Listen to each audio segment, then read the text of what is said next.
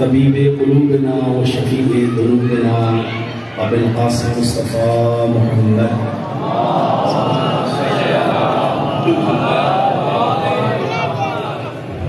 وعلى وليه ووصيه وأمينه وخليفته وذريته وباب الحكمة سيد المسيحيين أمير المؤمنين علي بن أبي طالب وعلى آل الطيبين الطاهرين المعصومين المنتجبين المنتخبين لا سيما لبقية الله في الأرضين وحجته على العالمين أما بعد فقال رسول الله صلى الله عليه وآله وسلم في مقام غدير من كنت مولاه فهذا علي مولاه صلوات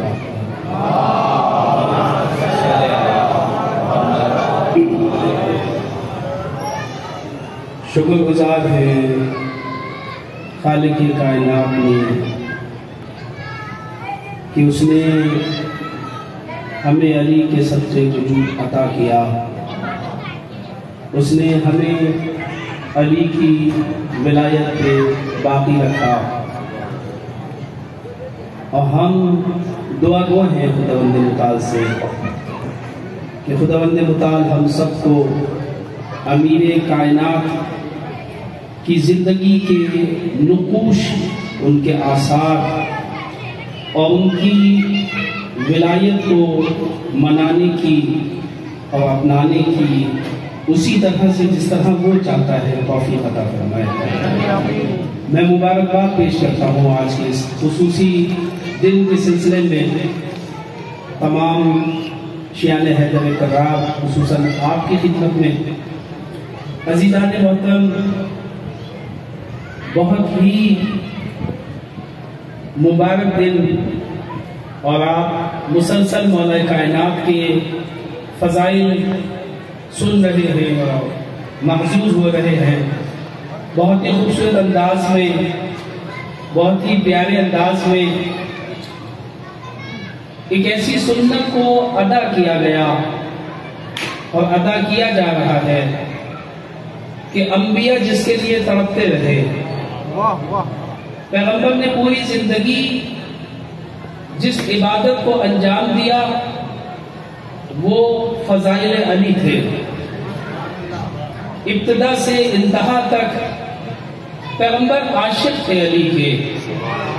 آپ نے پوری زندگی کوئی لحظہ ایسا نہیں گزارا کہ جب علی آپ کے ساتھ نہ ہوں۔ آپ نے دین کا آغاز علی کے آنے کے بعد کیا، اس کا اعلان اس کے بعد کیا، اور دین کے اکمال اور اتمام کا اعلان بھی علی کی ولایت پہ کیا۔ عزیزان محترم،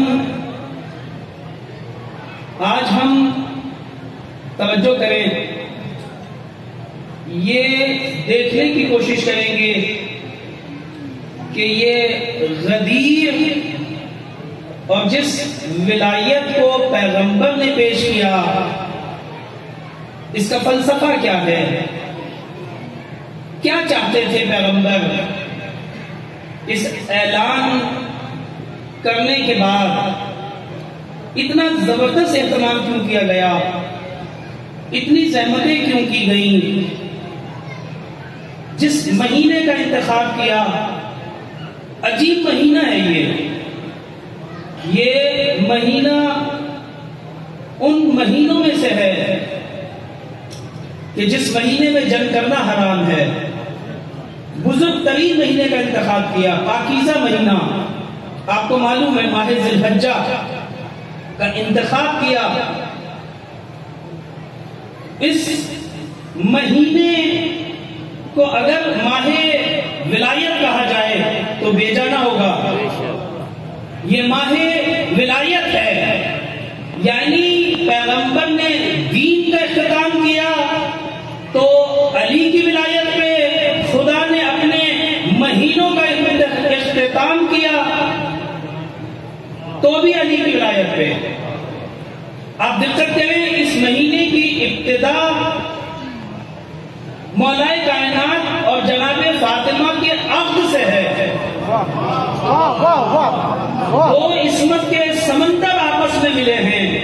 غدیر تو یہاں ہو گئی تھی، امامت اور ولایت کے تسلسل کی بنیاد رکھی جا رہی تھی. آج انہی سمندروں کے ملنے سے عصمت کے وہ پیکر وجود میں آئیں گے جو قیامت تک دین کے سلسلے کو باقی رکھیں گے. یہ آغاز ہے اس مہینے کا، یہاں سے ابتدا ہوئی. پھر اس مہینے میں عجیب ہے یہ مہینہ، اسی مہینے میں حج رکھا گیا. اور آپ کو معلوم ہے یہی وہ زمانہ تھا کہ جس میں ابراہیم جیسے عظیم انسان کو امامت جیسے منصب سے نوازا گیا اور وہ قربانی قبول ہوئی آپ کی. عرفہ کا جو دن ہے، یہ دن شب قدر سے کم نہیں ہے، منتخب زمانوں میں سے ہے. جس طرح سال کے 365 دنوں میں ان راتوں میں شب قدر کی مثال ہے، اسی طرح دنوں میں عرفہ ہے جو 9 ذی الحج کا دن ہے. یہ اسی مہینے میں ہے. عجیب ہے یہ دن. اگر کوئی ماہ رمضان میں نہ بخشا جائے جس میں لیلۃ القدر بھی ہے، تو روایت کے الفاظ یہ ہیں کہ وہ عرفہ کے دن دعا کرے، اس کے گناہوں کو بخش دیا جائے گا. عجیب ہے یہ دن. اس مہینے کو بڑی فضیلت دی گئی. اس کے بعد حج کرایا گیا، لوگوں کو پاکیزہ کیا گیا. یہی وہ مہینہ تھا جس میں آیت تطہیر نازل ہوئی. مباہلہ اسی مہینے میں ہے. آیت ولایت کا تاج علی کے سر پہ انما ولیکم اللہ ورسولہ اسی مہینے میں نازل ہوئی. وَيُطْعِمُونَ الطَّعَامَ عَلَى حُبِّهِ مِسْكِينًا وَيَتِيمًا وَأَسِيرًا. آیت اطعام اسی مہینے میں نازل ہوئی. عجیب ہے یہ مہینہ. اس مہینے کو سجایا گیا اور سارا مہینہ اس میں جتنی آیتیں نازل ہوئی، جتنے واقعات ہیں، سب علی کی ولایت پہ دلالت کرتے ہیں، اشارہ ہے علی کی طرف، علی کی ولایت کی طرف. اور پھر ایک ایسی آیت نازل ہوئی کہ جس پہ دین کا اتمام ہوا. اور وہ آپ کو معلوم ہے کہ یا ایھا الرسول بلغ ما انزل الیک من ربک وان لم تفعل فما بلغت رسالہ. اور اے رسول، بعض لوگ اگرچہ بعض نے اعلان کیا، نہیں اعلان نہیں ہے، یہ اعلان نہیں ہے ولایت کا. غدیر اعلان نہیں ہے. توجہ کریں کیا فرمایا، بلغ. ابلاغ اور ہے، اعلان اور ہے. یہ اعلان نہیں تھا، ابلاغ ہے. ابلاغ کس کو کہتے ہیں؟ ابلاغ وہ ہوتا ہے کہ جہاں پہ حق ادائیگی ادا ہو جائے، جہاں پہ بات پہنچ جائے.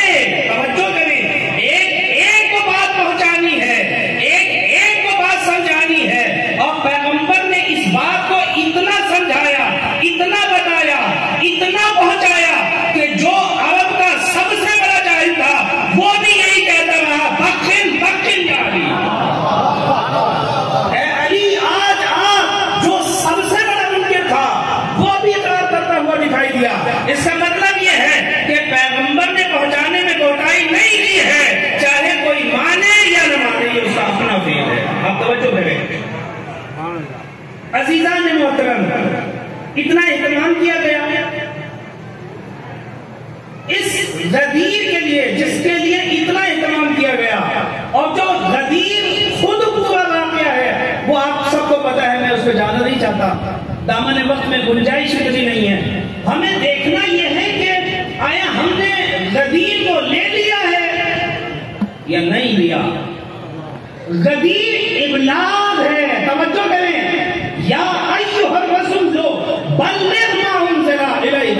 ربک، اس نے کوتاہی نہیں کی ہے ابلاغ میں، پہنچانے میں، مشکل وہاں نہیں ہے، وہ ابلاغ میں اسپیشلسٹ ہے، خدا نے اس کی زحمتوں کو سرایا اور فرمایا طٰہٰ مَا أَنزَلْنَا إِلَيْكَ الْقُرْآنَ لِتَشْقَىٰ إِلَّا تَذْكِرَةً لِمَن يَخْشَىٰ، اے پیغمبر آرام کیا کرو، اتنی زحمتیں نہ اٹھاؤ، ہم نے قرآن کو اس لیے نازل نہیں کیا کہ آپ اتنی زحمتیں اٹھائیں، اتنے پریشان ہو جائیں، اتنی توجہ کریں۔ پیغمبر کو مارا جاتا تھا، پیغمبر کو اذیتیں دی جاتی تھی، پیغمبر کے لہو بہتا تھا، پیغمبر کی توہین ہوتی تھی، پیغمبر کو تانے دیے جاتے تھے، لیکن پیغمبر نے اعلان ولایت پہنچانے میں کوتاہی نہیں کی، پرواہ نہیں کی، دشمنوں سے نہیں گھبرائے۔ توجہ ہے نہیں ہے؟ ابلاغ شدید تھا کہ خدا نے کہا اتنی زحمتیں نہ اٹھائیں، تاہم انزلنا الیک القرآن لتشقیٰ الا تذکرۃ لمن یخشیٰ، یہ تو نصیحت ہے، آپ پہنچائیں، بس پہنچائیں ضرور، تاکہ کل کوئی یہ نہ کہے میں نے سنا نہیں تھا۔ آپ توجہ کرو، ارے یہ غدیر جس کے لیے پیغمبر نے اتنی زحمتیں اٹھائیں، جس کے لیے تاریخ میں توجہ کریں سید سجاد 37 سال روتے رہے، جس کے لیے عاشورہ کو زندہ رکھا گیا، جس کے تسلسل کے لیے عاشورہ برپا کرنے کے لیے امام علی مقام تیار ہو گئے، جس کو باقی رکھنے کے لیے علی اکبر کھڑے ہو گئے، جس کو باقی رکھنے کے لیے امام علی مقام نے وہ قربانیاں دی۔ غدیر کے تسلسل کو باقی رکھا جائے، غدیر پہنچنی چاہیے، اگر غدیر نہ پہنچی پھر دین کچھ نہیں ہے، دین تمام نہیں ہوگا۔